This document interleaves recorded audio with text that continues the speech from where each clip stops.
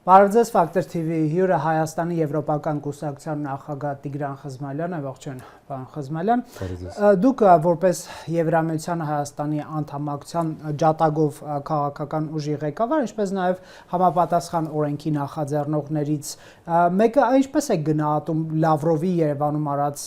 հետևյալ հայտարարությունը, որ Հայաստանին Ուկրաինացում չի սպասվում, քանի որ Հայաստանը քաղաքակիրթ երկիր է, ռուսերն այստեղ արգելված չի տարբերություն Ուկրաինայի, ասում էր նա, եւ Ռուսաստանի դաշնակիցն է եւ գիտենք Ուկրաինային ուղված ինչպիսի կեղծ մեղադրանքներ նա հնչեցրեց, նացիզմ եւ այլն։ Այս հարցը ինչու եմ տալիս ուկրաինացման, այսպես ասենք, վտանգի մասին, հա, որովհետեւ երբ որ օրենքը ընդունվեց, Հայաստանում կային գործիչներ, ասում են, սա ուկրաինացման մասին է, Լավրովն ասում է ուկրաինացում չի սպասում։ Դուք ինչպես եք ընկալում։ Ես դա ընկալում եմ որպես վիրավորանք, հեգնանք եւ նաեւ ցավալի եւ աններելի ինձ համար գործարքի վկայություն։ Նա հատուկ եկել է խարանը դնելու եւ հաստատելու այն, ֆորմալիզացնելու այն բանավոր պայմանավորվածությունը, որը ըստ երևույթին ձեռք է բերվել մայիսի 9-ին, այսինքն դրանից 20 օր մոտավորապես առաջ կամ ավելի քիչ Փաշինյանի Մոսկվա այցելության ժամանակ։ Այդ այցելությունը ինքը ուներ ոչ թե ծիսակատարական, այլ խորհրդանշական եւ աշխարհաքաղաքական նշանակություն, որովհետեւ ի տարբերություն այլ տարիների այդ այցելությունը կատարվեց իհեճուկս Եվրամիության ուղիղ խնդրանքի հորդորի չգնալ, բացի դա արվել էր Հայաստանի Եվրամիության անդամակցելու օրենքը ընդունելուց հետո։ Այդպես որ Լավրովը եկել է ցուցադրելու եւ Պուտինին, եւ Հայաստանին, եւ Եվրոպային, ողջ աշխարհին, որ Հայաստանը ոչ միտեղ չի գնում եւ ինձ համար շատ ավելի վիրավորական եւ ցավալի էր ոչ թե Լավրովի հայտարարությունը, այլ դրանից անմիջապես հետո կամ առաջ չեմ էլ հիշում, մեր արտգործնախարար Արարատ Միրզոյանի հայտարարությունը, որը փաստորեն թարգմանեց Լավրովի ասածը հայերեն, ասելով. Հայաստանը չի։ Եկեք ես մեջ բերեմ, Հայաստանը անդամակցության հայտ չի ներկայացրել, այդ ուղղությամբ բանակցություններ չեն վարվում։ Դա այն մասին է, որ մենք ԵՄ չենք գնում, պարոն Խզմալյան, թե այսօրվա իրողությունն է ընդհանրապես փաստում։ Իրոք այս բային մենք հայտ չենք ներկայացրել եւ իրոք այս բային բանակցություն չենք վարում, բայց դա չի նշանակում, որ 6 ամսից կսկսենք բանակցություն վարել։ Պարոն Անանյան, մենք ապրում ենք այս պահին։ Եվ ես նման դեպքերում, երբ մեզ հակադարձում են ասելով, դե ինչ եք շտապում, դա քաղաքականություն է, տեսեք մերոնք ասել են, ես միշտ հիշում եմ, որ մոտավորապես 2005 թե 6 թվականին Հայաստանի նախագահ Ռոբերտ Քոչարյանը հայտարարել էր, որ նա կառավարությանը առաջադրանք է տվել 2 ամսվա ընթացքում պատրաստել Եվրամիությանը եւ ՆԱՏՕ-ին անդամակցելու ծրագիր։ Ինչպեսի համարձակություն։ Դա այդ ժամանակվա քաղաքականություն։ Ես չեմ հիշում ճիշտ է։ Ես կարող եմ ցույց տալ ձեզ սկրինշոթերը այդ հայտարարության կամ դա պաշտոնապես արձանագրված է։ Այդ ժամանակ դա չէր հակասում Ռուսաստանի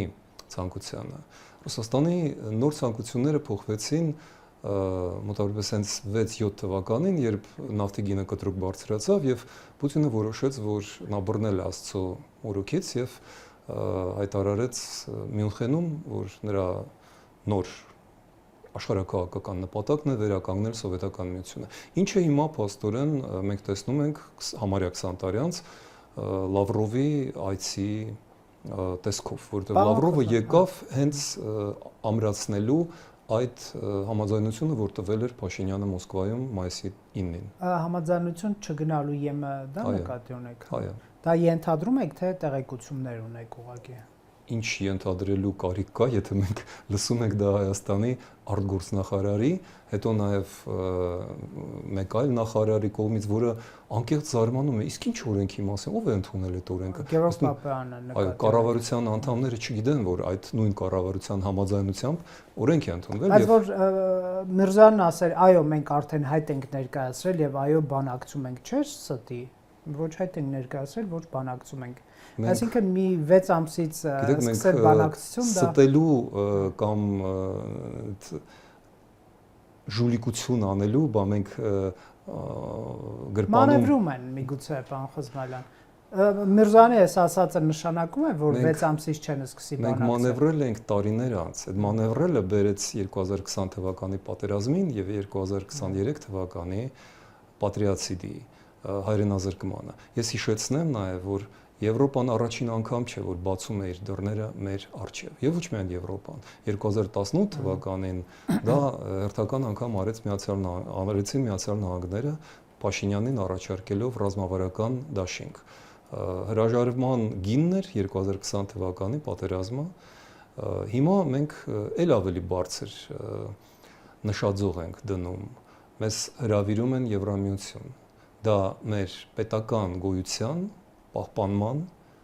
վերջին հույսն է։ Ով է հրավիրում։ Եվրոպան։ Եթե հիշենք, մի քանի օր դրանից առաջ Նիկոլ Փաշինյանին հրավիրեցին Եվրոպա եւ այնտեղ Ուրսուլա ֆոն դեր Լայնը եւ Անտոնիո Կոշտան, այսինքն Եվրամիության եւ Եվրոխորհրդի ղեկավարները կանգնեցին նրա կողքին եւ ասացին, որ մենք ողջունում ենք Հայաստանի որոշումը միանալ Եվրոպային, մենք աջակցելու ենք դրան եւ այլն։ Իսկ երրորդ ղեկավարը Եվրոպայի Կայա Կալասը ասեց դա Արարատ Միրզոյանին։ Այսինքն ներկա բոլոր անձիկ շատ լավ տեղյակ են՝ ի տարբերություն նախարարի, որը պարզվում է տեղյակ չէ այդ ամեն ինչից։ Տեսեք, ընտրություններ են 26 թվականին եւ Հայաստանի իշխանությունները բացեբաց հայտարարում են, որ Ռուսաստան պատրաստվում է միջամտել այդ ընտրություններին։ Դա զարմանալի հայտարարություն չի, որովհետեւ Ռուսաստանը եթե չմիջամտեր, այդ դա զարմանալի կլիներ, հաշվի առնելով, որ տարբեր երկրներում է միջամտել, հասել է Ռումինիա, Գերմանիա, ուր ասես, էլի, Միացյալ Նահանգներ կարելի է ասել, այո։ Եվ Հայաստանի իշխանությունների այս, ասենք, Մոսկվա գնալը կամ ԵՄ-ի թեմայով ոչ արմատական հայտարարություններ անելը միգուցե նպատակ ունեն որոշակի իրենց մնալու նկատմամբ Ռուսաստանի մոտ ընկալում առաջացնել, այսինքն չհրահրել, չգրգռել եւ ԵՄ գնալու թեման այս պայն այսքան չթեժացնել, որպեսզի ԵՄ-ն, որպեսզի Ռուսաստանը այս ընտրությունները վերջին մարտ չդիտարկի եւ, ասենք, իր պրոքսի ուժերին այդպես շատ չուժեղացնի Փաշինյանին գահընկեց անելու համար։ Այսինքն հասկացաք ինչ նկատի եմ։ Միգուցե սա տակտիկական քայլ է, պարոն Խզմալյան, ընտրությունների համատեքստը։ Ես ուրախ եմ, որ դուք այդքան նրբանկատորեն փաստաբանի դեր եք կատարում, բայց տեսեք, դուք ինքներդ բերեցիք Ֆրանսիայի, Գերմանիայի, Ռումինիայի օրինակները։ Ես կարող եմ շարունակել այդ օրինակները։ Ինչ արեցին այդ երեք երկրները, որ դուք եք մատնանշել։ Իրենք տեսան, որ ռուսները փորձում են միջամտել։ Ամենտեղ կային ուժեր, Մարի Լե Պենը Ֆրանսիայում, Ալտերնատիվ ֆյուր Դոյչլանդը Գերմանիայում, Ջորջ Սիմեոնեն Ռումինիայում, ինչ արեցին այդ երկրների ժողովրդավարությունները։ Իրենք չփորձեցին գնալ Մոսկվա, պայմանավորվել կամ սպասել մինչև ընտրություններն անցնեն, որ հետո ոչ։ Իրենք գիտեն, որ եթե ընտրություններն անցնում են Մոսկվայի թելադրանքով, ապա հաջորդ ընտրությունները չեն լինի։ Այդ դա է խնդիրը։ Եվ իրենք պաշտպանվեցին, այսինքն իրենք դատական գործ սկսեցին եւ Մարի Լե Պենի դեմ, եւ Ալտերնատիվ ֆյուր Դոյչլանդի, եւ Սիմեոնեի նկատմամբ, որովհետեւ այնտեղ քրեական հանցագործությունների վրա են հիմնված ռուսական այդ հատուկ գործողությունները։ Ինչ արեց Հայաստանը։ Հայաստանը, ինչպես դուք նկարագրեցիք եւ ինչպես տեսան բոլորը, գնացին Թիզբոն, մեր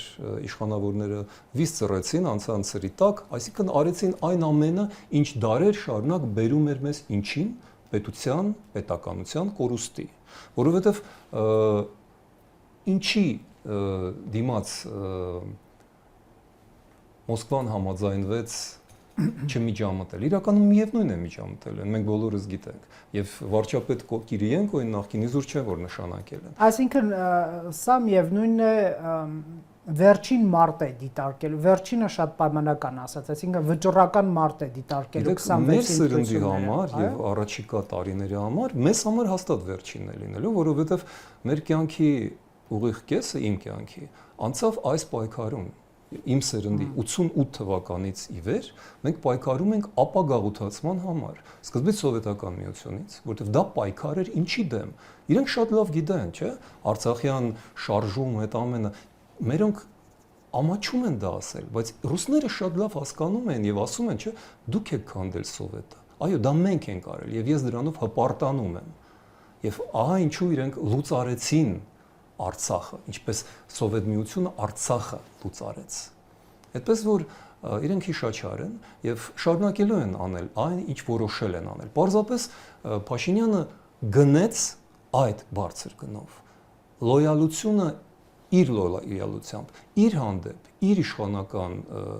կուսակցության հանդեպ։ Բայց նույն Փաշինյանը չի այդ օրենքը ընդունել։ Չէ, օրենքը ընդունել է ազգային ժողովը։ Եվ օրենքը պատրաստել են ժողովրդավարական ընդդիմությունը։ ԿՊԱ-ականները հաստատ կողմ չեն քվեարկի։ Ճիշտ եք, պարզապես հիշեք այն իրավիճակը, որը ստեղծվել էր 2024 թվականի ամռան, աշնան եւ ձմռանը, եւ որը իսկապես վախեցրեց մեր իշխանություններին, որովհետեւ իրենք տեսան, որ միակ կամ վերջին հանգրվանը դա ժողովրդավարությունն է եւ Եվրամիությունը։ Հիմա իրենց թվաց, որ իրավիճակը փոխվել է եւ ռուսները կրկին կարող են անել այն, ինչ մենք թույլ չպետք է տանք, որ անեն, որովհետեւ Փաշինյանին ժողովուրդը ընտրել էր դրա համար, ապագաղութացման, գլխավորելու ապագաղութացումը։ Եվ 1 տարի առաջ 2024 թվականի գարնանը, երբ որ նա ընդունեց ժողովրդավարական ընդդիմության ներկայացուցիչներին, ես նրան հենց դա էի առաջարկում. արեք այդ քայլը, դուք արեք, մենք ձեզ կօգնենք, որտեվ հանուն դրա էր մեր կյանքը։ Եվ հիմա մենք տեսնում ենք, որ նա եւ 18 թվականին, եւ 20 թվականին, եւ 24-25 թվականին ստանալով այդ հնարավորությունը անել քայլ դեպի ապագաղութացում, դուրս գալ ռուս-թուրքական դաշինքի լծից, նա գերադասում է պայմանավորվել նրանց հետ։ Ինչի հաշվին, մեր հաշվին, մեր ապագայի հաշվին։ Պարոն Խզմելյան, տեսեք, Քոչարյանին լսում ենք։ Մեկը մեծ սիրով, մեկը ոչ այնքան, մեկն էլ ստիպված։ Եվ նա դիրքավորվում է որպես քաղաքական գործիչ, որը 26-ի ընտրություններին մասնակցելու է եւ ռուսական նարատիվներ է արտահայտում։ Ասենք նոյեմբերի 9-ին հայտարարությանը կարճենք եւ դա հնարավորություն է արցախցիներին վերադարձնել։ Դա ակնհայտ է ռուսական, այսպես ասենք, հովանավորություն վերցնելու նա պրեզիդենտ չէ, նա ռուսական ռեզիդենտ է, դա Հիմա իմ հարցին կպատասխանեք։ Մյուսը օրինակ, որ Եվրամիությունում պետությունների ինքնիշխանությունը ուղղակի ոտնատակ է տրվում եւ եթե ուզում եք Հայաստանը ինքնիշխան լինի, եմեյց շատ հեռու գնացեք կամ Ռուսաստանի հետ հարաբերությունները ուզում են արժեզրկել միութենական պետության հետ շահ կապելով։ Կներեք, դա Քոչարյանի հայտարարությունն է։ Այո, դա Ես կարծում եմ դուք Մարիա Զախարովը նայեք մեջբերում, այսինքն նույն բանն են ասում։ Ռոբերտ Քոչարյանին է մեջբերում եւ Փաշինյանը տեսնում է, որ ունի հակառակորդ, որը պրոռուսական, խիստ պրոռուսական, այսպես դիրքավորում է ընտրում։ Այսինքն Ռուսաստան ոչ մի հարցում մեղավոր չէր, մեղավոր էին Փաշինյանը, հայկական կողմը, հայերը եւ Ադրբեջանը սադրվել է հայերի կողմից, հայկական կողմից եւ Փաշինյանի կողմից եւ սա չէր կարող տակտիկական,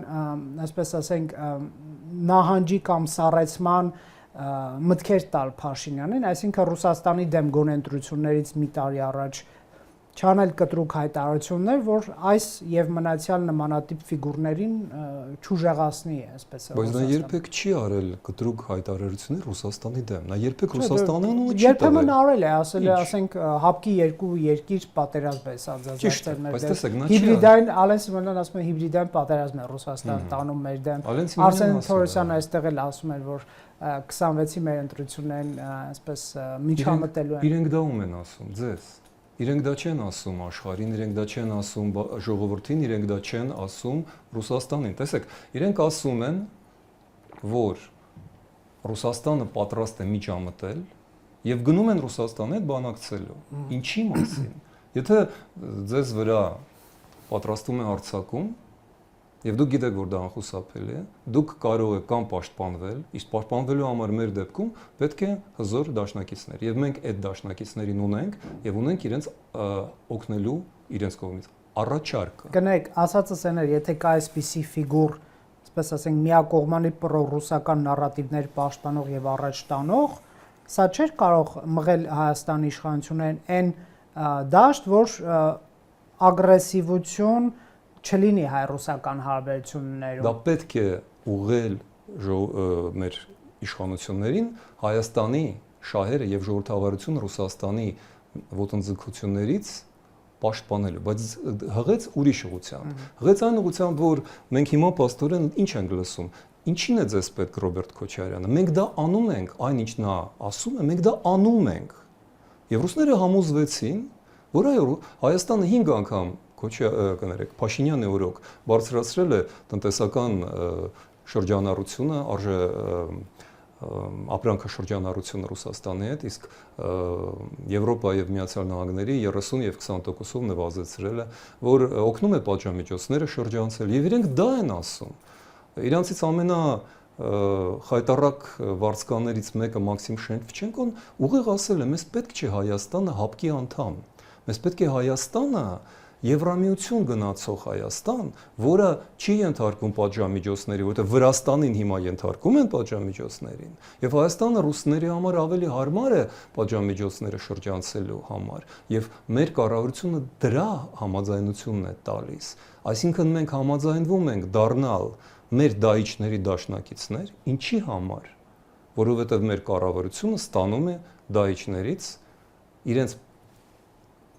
իշխանությունը պահպանելու երաշխիքներ, եւ ամբողջ այդ բարդ գծիկի շատ պարզ բացատրությունը եւ լուծումը։ Ընդհանրապես, սա խոստում է կատարել ռուսների պայմանները եւ փոխարինել այդ սեփական իշխանությունը շարունակելու դիմաց։ Դուք ըստ էության Հայաստանը ԵՄ տանելու այս process-ով, եթե այս լոգիկայից ենք ելնում, հակապետական գործունեություն եք ծավալում, պարոն Խզմելյան, քանի որ Հայաստանի ինքնիշխանություն վտանգի տակ եք տանում։ Մեզ դնում եք մի միության մեջ։ Դա ձեր կարծիքն է։ Չէ, ես բխեցնում եմ հարցս, այս լոգիկայից, որ Եվրամիությունը Հայաստանի ինքնիշխանությունը կվտանգի եւ ինչքան հեռու Ռուսաստանի տեսակետից կվտանգի։ Պարոն Քոչարյանն էր ասում։ Պարոն Քոչարյանն էր ասում։ Պարոն Քոչարյանը, որը վաճառել է Հայաստանի տնտեսությունը ռուսներին, համաձայնվել է մեղրին տալ, ամեն ինչը տալ, եւ մենք պետք է շարունակենք նրա տրամաբանությունը, մենք պետք է լսենք նրան։ Մենք օրենք ենք ընդունել 56 օր առաջ։ Դա Հայաստանի միության, կներեք, Հայաստանի Հանրապետության օրենքն է, Եվրամիության անդամակցելու մասին գործընթացի մեկնարկը։ 56 օր անց մենք այդ օրենքը ոչ միայն չենք կատարել, մենք հայտել չենք ուղարկել, ինչպես արտգործնախարարը հպարտորեն զեկուցել է Լավրովին։ Սա նշանակում է, որ ոչ թե ես եմ օրենք խախտում, այլ կառավարությունը չի կատարում իր կողմից համաձայնություն ստացած օրենքը։ Տրամաբանությունը այն էր, որ եթե անդամակցենք ԵՄ-ին, մեր ինքնիշխանությունից կզրկվենք կամ լուրջ հարված կստանա Հայաստանը։ Դա ոչ միայն սուտ է, դա զրպարտանք է, որովհետև մեր ինքնիշխանությունը 2022 թվականի նոյեմբերից պահպանվում է գոնը հայ-ադրբեջանական սահմանի մատույցներում միմիայն Եվրամիության դիտորդների ներկայությամբ շնորհիվ։ Միմիայն եվրոպական դրոշի ներկայությունը կանգնեցնում է Ադրբեջանին ռուսական ծրագիրը իրականացնելու գայթակղությունից։ հարձակվելու եւ կորզելու մեզնից Սյունիքը գոնե հարավային մասը։ Իսկ մեզ չեն պատժի Եվրամիությունում։ Ինչի համար։ Դուք չեք լսել զգուշացումները, որ այնտեղ պետությունները պատժում են, հարկադրանքի են ենթարկում։ Դա ասում են մարդիկ, ովքեր վաճառել են իրենց երկիրը Ռուսաստանին, կամ դա ասում են հենց ռուսները, որոնք 200 տարի շարունակ ոչնչացնում էին հայկական պետականությունը 1821 թվականից այստեղ մտնելով 1840 թվականին ոչնչացնելով հայկական շրջան գաղափարը եւ գրելով Երևանսկե գուբերնիա 1921 թվականին ավարտելով ցեղասպանությունը նրանով որ Արևմտյան Հայաստանը նվիրել են Թուրքիային, Նախճեվանը եւ Արցախը Ադրբեջանին 2020 թվականին փորձեցին ոչնչացնել Հայաստանը 23 թվականին եւս մեկ անգամ զավթեցին Արցախը եւ ցեղասպանություն կատարեցին պատրիացիտ եւ դրանից հետո նրանք գալիս են այստեղ եւ մենք թույլ ենք տալիս նրանց խոսելու հիշեցնեմ որ վրացիները ապստամբեցին մի անգամ միայն այն պատճառով որ ինչ որ ռուս պատգամավոր իրեն թույլ տվեց մտնել խորհրդարան եւ նստել խոսնակի աթոռին իսկ մենք լռում ենք իսկ երբ որ մենք մի 50-60 հոգով դուրս են գալի մեր ոստիկանությունը մեզ է փորձում հրմշտել նրա համար որ մենք ազգային արժանապատվությունը եւ երկրի միջազգային համբավը պաշտպանելու համար ասում ենք մարդասպանին որ նա մարդասպան է դավաճանին ասում ենք որ նա դավաճան է եւ մեր երկրում մեր ոստիկանությունը մեզ է դրա համար պատժում ահա ինչին բերեց Նիկոլ Փաշինյանի 7 տարվա այդ ինչպես դուք ասում եք խուսանավումը Հայաստանի իշխանությունները քննադատեցին ԵՄ-ի ուղղության ոչ այսպես բավարար, հա, ձեր գնահատմամբ քայլերի համար Սառեցում, պաստոր։ Սառեցում, այո։ Սառեցում են հապկում, հիմա սառեցվեցին ԵՄ-ում։ Երկկողմանի սառեցում։ Շատ սառը ամառ է սպասվում մեզ։ Այո, այո։ Հուսանք անձրևները ամեն դեպքում մի քիչ կդադարեն։ Բայց հարցս հետևյալն է. արդյոք Հայաստանի իշխանության հաջողությունը այն չի, որ պետքարտուղար Ռուբիոն ասում է, որ մենք զսպում ենք Ադրբեջանի ներխուժման վտանգը Հայաստանի Հանրապետություն։ Այսինքն մտածել, որ Հայաստանի իշխանությունը ոչ մի աշխատանք չի տարել, օրինակ Արևմուտքից այս խաղացողի ուղղությամբ եւ այսպիսի հայտարարություն եղել, եկեք ասենք, որ այդքան էլ արդար չի լինի, պարոն Խզմալյան, ասել, որ նրանք չեն աշխատում, արդար չի լինի։ Հակառակ պարագայում Ռուբիոն չէր առանձնացնի հենց Հայաստան ներխուժման վտանգը, հա, Ռուբիոն ասեց դա բոլորովին այլ պատճառներով։ Ռուբիոին եւ նրա յետևում կանգնած պետքարտուղարության այդ 5 դպրոցին հաջողվեց համոզել Միացյալ Նահանգների գործադիր իշխանությանը, նախագահին, չհարձակվել եւ թույլ չտալ Իսրայելի հարձակումը Իրանի վրա։ Որտեղ Մարկո Ռուբիոն շատ լավ հասկանում է մի բան, որ մեզանում ոչ բոլորն են ցավոք սրտի հասկանում։ Ադրբեջանը ռուսական հարձակումը Սյունիքի վրա, Սյունիքի ուղղությամբ, Հայաստանի վրա ընդհանրապես, հնարավոր կդառնար եւ կդառնա, եթե թույլ տրվի Իսրայելի հարձակումը Իրանի վրա, որտեղ Ադրբեջանը անմիջապես կօգտագործի դա, ասելու համար եւ Իսրայելը դրանով կօգնի, որ մենք չեզոքացնում ենք մեր ընդհանուր թշնամու հյուսիսային սահմանը, հատկապես որ Հայաստանը անզգուշորեն վերջերս համատեղ զորավարժություններ է անցկացրել Իրանի հետ։ Հիշեցնեմ, որ Ադրբեջանը նույնպես անց է կացրել այդ զորավարժությունները, բայց Ադրբեջանը չի խնդրում Արցախի տարածքում այն էլ, այո, բայց Ադրբեջանը չի խնդրում օգնություն, իսկ Հայաստանը խնդրում է այդ օգնությունը։ Եվ Մարկո Ռուբիոյի հայտարարությունը վերաբերում է ոչ թե մեր դիվանագիտության գոյություն չունեցող սխրանքների, այլ նրան, որ Միացյալ Նահանգները գնահատեցին իրավիճակը այնպես, որ պետք չէ հարձակվել Իրանի վրա,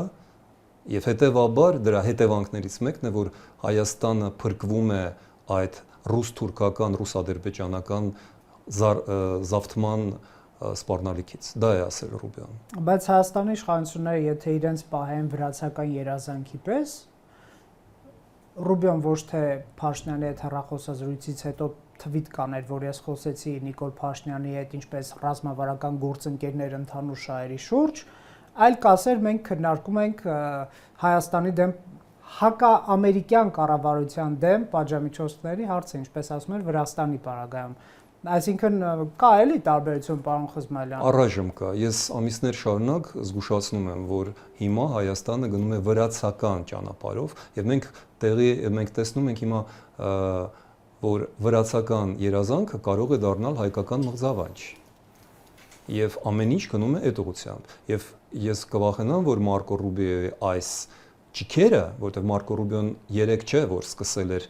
պրոհայկական գործունեությունը։ Մենք չմոռանանք, որ նա Հայաստանի պաշտպանության ակտի հեղինակն է։ Տարիներ առաջ, 19 թվականի, 23 թվականի, այո, Մարկո Ռուբիոն հնամարտիկ է, բայց Մարկո Ռուբիոն վերջինն է այդ հնամարտիկներից կոնգրեսում։ Ցավոք սրտի հանրապետական կուսակցությունում մենք չունենք մեծ համբավ։ Եվ այնտեղ ավելի ուշադիր կլսեն Իսրայելի եւ Ադրբեջանի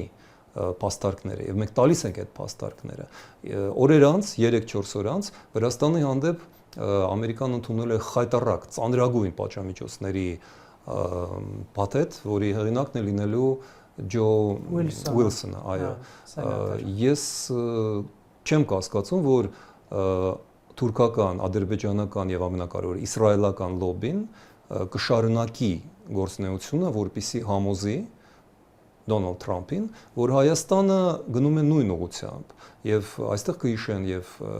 հարյուրավոր կամ ասենք 60 պաշտոնապես տոննա ոսկին, որը Ռուսաստանը Հայաստանի միջոցով է վաճառել իրականում ավելի շատ։ Եվ մնացած մեր գեղարվեստական գործունեությունը, բայց Թրամփը դեմ չի Ռուսաստանի այդ բիզնեսին, այնպես չի որ ինքը դեմ է։ Ասում է կանգնեցրեք պատերազմը, անենք բիզնես։ Թրամփը դեմ չէր նաև 2020 թվականին, երբ անվտանգության խորհրդի փորձ էր անում Ֆրանսիան կանչել եւ կանգնեցնել պատերազմը։ Թրամփը պարզապես չեզոք դիրք գրավեց, իսկ Ռուսաստանը Չինաստանի հետ վետո դրեցին Ֆրանսիայի փորձին։ Մենք ունենք Թրամփի գործունեության օրինակը 2020 թվականին։ Արդյոք մենք ուզում ենք կրկնել դա։ Մենք ունենք ապացույց նույն մարդու գործողությունները ամենածանր պահին Հայաստանի համար։ Մենք միանգամ ենք ուզում փորձարկել նրան։ Իրականում նա ընտրվելու խնդրի առաջ էր նոյեմբերի 9-ի շրջակայքում, այսինքն Արցախի դեմ Ադրբեջանը սկսեց հարձակում 20 թվականի սեպտեմբերին եւ Միացյալ Նահանգներում թեժ նախընտրական շրջան էր։ Թրամփի համար իր կարիերան էր կարևոր, թե Արցախը հաստատ իր կարիերան էլի։ Ուզում եմ ասել, ես էլ կարող եմ բացատրել բոլոր մեր ախոյանների գործողությունների տրամաբանությունը։ Ազգային շահը դա չի պահանջում։ Ազգային շահը պահանջում է քաղել փորձ, դաս մեր սխալներից եւ ուրիշների գործողություններից եւ չկրկնել այդ սխալները եւ խուսափել այդպիսի գործողություններից։ Մենք հիմա անում ենք նույնը, իմիջիալոց մենք հիմա անում ենք նույն սխալը, որը 23 թվականին արեցին Արցախի ղեկավարները, որոնց մինչև վերջ արևմուտքը, Միացյալ Նահանգները եւ հատկապես Եվրամիությունը կանչում էին իրենց մոտ, առաջարկում էին լուծումներ Սոֆիայում, Փարիզում, Վաշինգտոնում, ինչ ենք մենք լսում իրենցից։ Մեզ պետք է որ ռուսական խաղապահները ստանան միջազգային մանդատ։ Դա էր Դավիթ Բաբայան եւ Արայիկ Հարությունյանի մանտրան, որը իրենք այնտեղ էին ասում, չէ՞։ Ստացան մանդատ, ոչ։ Ինչ ստացան։ Ստացան հայրենազրկում։ Հիմա նույնը Եվրոպան շարունակում է Մարկո Ռուբիոյի դեպքում նաեւ Միացյալ Նահանգները ուղիներ ցույց տալ, ճանապարհը, դուռը բաց պահել Հայաստանի համար։ Ինչ անում Հայաստանը։ Փաշինյանը գնում է Մոսկվա, Լավրովը գալիս է Երևան եւ արտգործնախարար Միրզոյանը հայտարարում է, որ մենք չենք դիմում Եվրոպա, այսինքն մեզ համար դուռը բացել են, բայց մենք այնտեղ չենք գնում։ Եվ Փաշինյանը գնում է Տիրանա, չէ՞, Ալբանիա։ Այո, Ալբանիա, Եվրոպական քաղաքական համայնքի գագաթնաժողովին մասնակցել եւ կային տեղեկություններ, որ հաջորդը կարող է Երևանում կայանալ եւ այնպես չի, որ եվրոպական ուղղությամբ կամ ամերիկյան ուղղությամբ քայլեր չկան։ Իդեպ Միացյալ Նահանգների նախագահի կամ բարձրաստիճան պաշտոնյաների հետ խոսելու կամ հենց նախագահի հետ խոսելու մեծ հույսեր ուներ Ադրբեջանի նախագահը, նաև օգտագործելով իսրայելական լոբին, Ադրբեջան, Միացյալ Նահանգներ Իսրայել երրակողմ ինչ-որ համագործակցություն ստեղծելու, բայց եթե այսպես 4 փաստերով դատենք, Հարավային Կովկասում Հայաստանի իշխանություններն են առաջատարը Միացյալ Նահանգների հետ, պաշտոնյաների հետ հանդիպումներով, խոսակցություններով, չգիտեմ, այսինքն գործընկերությունը շարունակելու մասին խոսակցություններով, Ալիևը մենակ Օլցի հետ է խոսել,